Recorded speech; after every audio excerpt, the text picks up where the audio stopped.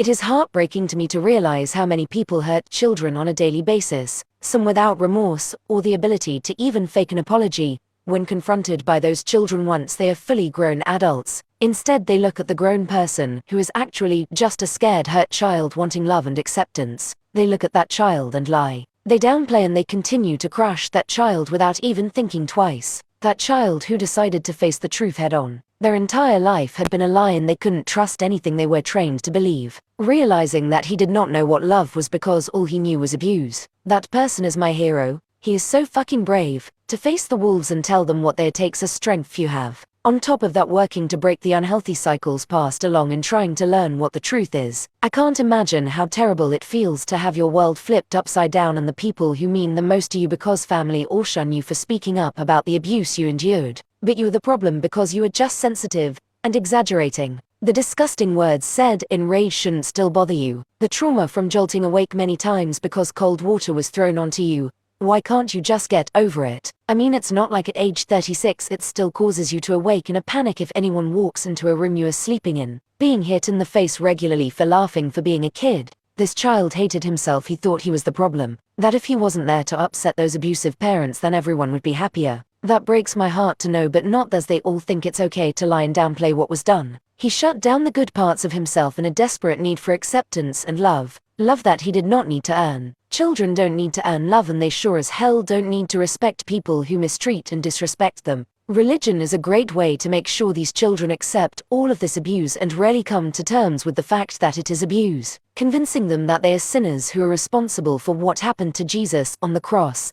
How sick and twisted is that to do to children? But it helps convince them that they deserve everything bad that happens to them because deep down they believe they are bad. I'm telling you right now, I have spent 13 years with a man who is so amazingly good. His heart, his spirit, his being is in no way bad. I have seen every part of him, and I don't question who he is because I know. I knew 13 years ago when he looked at me, and I could see his heart. I've always been able to see it and see through anything he tried to mask. It has been hard since he was taught the only acceptable emotion to show was anger, but we have overcame every obstacle that family number one has set up to trip us. They thought they could trick him by shaming and speaking over him for 23 years and they were right. Until one day that black sheep walked into a bar and changed a bartender's life. He was like no one she had ever met before and it intrigued her in a way she had never experienced. Shortly after meeting him she realized how much he frustrated her by saying things that shocked her. While she processed that frustration and continued to spend time with him, she saw through the layers of protection he had put up.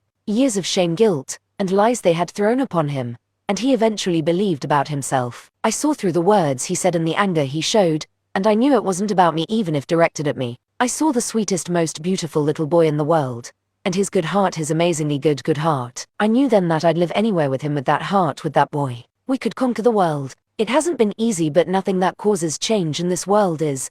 And I would do everything over again in a heartbeat. Of course I'd choose to be more patient, more forgiving and less reactive, but who knows who or where we would be if I had done anything different. 13 years of peeling layers of lies and protection away has led to a very old and extremely sore wound that is now exposed for all the world to see. The truth can't be denied and there is no going back. I do my best to clean and bandage the wounds of this 8-year-old boy who believes he is bad and not worthy of true love and genuine connection, but I fail him regularly. Even with the amount of love I feel for him, I still mess up and hurt him. But I admit that the hurt happens. I admit that what he feels matters even if I didn't mean to make him feel that way. He did feel it and that matters. That makes it real to him and to me. I'm going to spend forever loving this man and failing him because I'm human, but I won't give up because he is worth all of the tears, all of the hurtful words spoken out of anger. His value is so high he had to be buried under thousands of layers, and I had to mine deep inside him and myself to discover my purpose in this world. What God made me for.